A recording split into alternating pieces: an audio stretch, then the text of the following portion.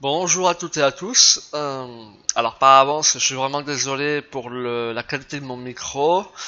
Ça, je vais le corriger un peu plus tard. Donc ça fait un petit moment que j'ai pas fait de vidéo par rapport au boulot que j'avais, à la charge de boulot que j'avais, et par rapport à différentes petites problématiques privées. Donc voilà, je n'ai pas eu le temps encore de me poser correctement et reprendre les tutos vidéo. Donc je profite d'un moment de calme au niveau du taf pour continuer un petit peu les vidéos et je vais les reprendre au fur et à mesure tranquillement. Donc aujourd'hui on se retrouve dans Blender pour une vidéo qui va porter sur l'animation d'aiguilles de montre ou d'horloge ou de chronomètre. Alors chronomètre c'est un peu différent. Là on va faire une aiguille qui fait tac, tac, tac. D'accord? Donc c'est pas linéaire comme animation. Donc j'ai commencé en fait à animer mon aiguille frame par frame. Donc là par exemple je suis à la frame 0. Donc j'ai mon aiguille, je fais un premier stade de rotation, donc qui est fixe. Je vais à ma frame numéro 1. Et là je vais refaire un stade où elle ne bouge pas. Je vais à la frame numéro 2, hop, je fais une première rotation à ma première seconde. D'accord? Là je fais une key de rotation pour marquer la rotation. Je fais à la frame numéro 3 une nouvelle clé où elle ne bouge pas, et ainsi de suite. Hop, d'accord. Donc j'avais commencé à faire ça, alors ça marche, hein, tout simplement. Ça marche. Mais, donc là la vitesse elle est hyper rapide, d'accord. Donc si je veux, et je vous retourne sur le quick tip, comment allonger une animation assez proprement dans Blender. Donc si j'allonge mon animation, on obtient ça. C'est pas du tout ce qu'on veut.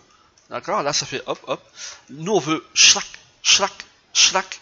Mais avec un espace qui est une durée en fait entre chaque mouvement d'aiguille qui peut varier comme on le souhaite. D'accord? Donc là, malheureusement, ce qu'il faut faire, tout simplement, c'est de prendre chaque clé d'animation qui nous intéresse, de venir les bouger comme ça, par exemple, et de faire pareil. Alors là, ça va, on a 3 états, mais imaginez si j'avais fait tout à la main et qu'il fallait à chaque fois que je veux changer le timing de la rotation d'aiguille, tout changer à la main, ça devient vraiment impossible. D'accord?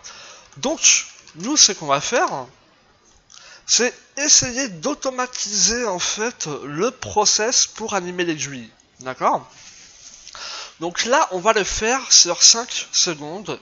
Et le process que je vais vous montrer est naturellement adaptable sur tout le tour du cadran, sauf que ça demanderait un peu plus de temps. Et je vous rappelle qu'on est sur un quick tip, donc il faut aller vite. C'est un peu le principe d'un quick tip. Donc on y va. Donc dans un premier temps, ce que je vais faire, je vais créer une première clé d'animation à 0. Donc sur mon aiguille, hein, toujours. Rotation, d'accord? C'est ce qui va me permettre de marquer en fait ma première seconde. Donc je vous rappelle qu'on fait l'animation de l'aiguille sur 5 secondes. Donc je vais utiliser mes frames comme secondes. Donc 1, 2, 3, 4, 5. D'accord? Je viens bouger mon aiguille. Donc à peu près, hein, on n'est pas sur du Snape, donc de l'ancrage. Là on le fait à main levée, hop, je la mets sur la 5e seconde par rapport à mon cadran. Et je viens créer une autre clé de rotation. Ici, donc 0, 1 seconde, enfin 0 seconde, hop, 5 secondes, d'accord? Ici dans mes curves, je vais venir mettre mes curves, donc là c'est un Bézier d'office. Ici je vais les mettre en mode linéaire. D'accord? Pourquoi? Pour la simple... Oui, en linéaire, pardon. Pourquoi? Donc, pour la simple et bonne raison que là, on a fait donc 2 clés d'animation, sauf que si je joue mon animation, alors là, c'est très rapide. Donc là, ce que je vais faire, c'est que je vais augmenter un peu le keyframe entre les deux états. Donc là, hop, je joue mon animation, hop.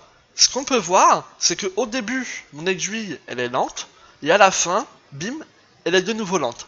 Et entre les deux, elle est rapide. C'est l'effet Bézier, d'accord? Nous, c'est pas ce qu'on veut, on veut quelque chose qui est constant, qui est linéaire. Donc, si je prends, donc là, je vais remettre à 5 pour pas qu'on soit perdu. Hop là. Donc là, je prends toutes mes clés d'animation, mes curves. Donc là, à la rigueur, je vais cacher donc la rotation X et Y, vu qu'on travaille uniquement en Z. Je vais prendre mes deux clés, donc mes deux états. Hop, je vais juste agrandir ça comme ça, voilà. Hop, comme ceci. Donc là, j'ai bien mes deux clés. Je fais T au clavier et je vais dans linéaire. Ce qui va me permettre de, si je, de nouveau, j'augmente l'espace des deux clés, hop, ça me permet d'avoir quelque chose de linéaire, donc avoir la même vitesse, en fait, entre le point A et le point B. D'accord? Ici, la clé numéro 1 et la clé numéro 2. Donc, je remets ma fin d'animation donc sur 5. Donc, on a bien 1 seconde, 2 secondes, 3 secondes, 4 et 5. Et on se rend compte, en ayant mis les curves en linéaire, que l'aiguille, si je joue de la frame 0 à la frame 5, ça respecte en fait l'écart qu'il y a sur mon cadran. C'est exactement ce qu'on voulait. D'accord? Maintenant, si j'augmente de nouveau hop, mon stade et que je joue play, on se rend compte qu'en effet, l'aiguille va du point A au point B, sauf que on est sur une animation qui est continue.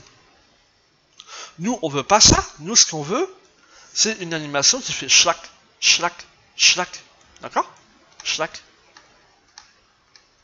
Comme ceci. Donc, pour ce faire, on va venir à chaque état d'animation, de rotation, en fait, de seconde, créer une nouvelle clé entre le point A et le point B. Donc, ici, la première clé et ici, la deuxième clé. Ce qui fait que là, j'avance d'une frame, je viens créer une nouvelle clé de rotation. Et idem, et idem, et idem. Alors là, pour le moment, ça ne change rien, parce que là, si je prends toutes mes clés et que je fais un scale pour avoir une animation plus longue entre les différents états, ça ne change rien. Pour ce faire, donc pour avoir cet effet de schlack, schlack, tout en espaçant les clés d'animation, on retourne dans les curves, on vient donc prendre toutes les clés d'animation, donc la première, la deuxième et tous les états entre qu'on vient de créer, on fait T au clavier et ici on vient le mettre en mode constant, donc interpolation constant. Ce qui aura pour effet de faire état par état. Il n'y aura pas, si vous voulez, de blend entre une première clé et une deuxième clé. Chaque clé va représenter une position de l'animation. Ce qui fait que maintenant, si je retourne dans mes clés d'animation, que je viens espacer mes différentes clés, on aura une animation qui va vraiment correspondre à l'animation type d'une aiguille, d'horloge ou de montre. D'accord? Donc là, par exemple, si là, l'aiguille, elle est beaucoup trop rapide pour moi. Donc là, je vais de nouveau augmenter, donc là, hop, mon animation d'aiguille. Et là, hop, ça respecte ce que je voulais. Bon, là, c'est encore un peu trop rapide, donc on pourrait encore augmenter, etc., etc. Mais chaque clé, ici, chaque clé, va représenter un état d'animation. Et vu qu'on a mis en mode constant une clé pour chaque seconde, bah forcément, chaque clé va représenter une seconde. Donc là, je peux, à volonté, venir augmenter, hop là, ou diminuer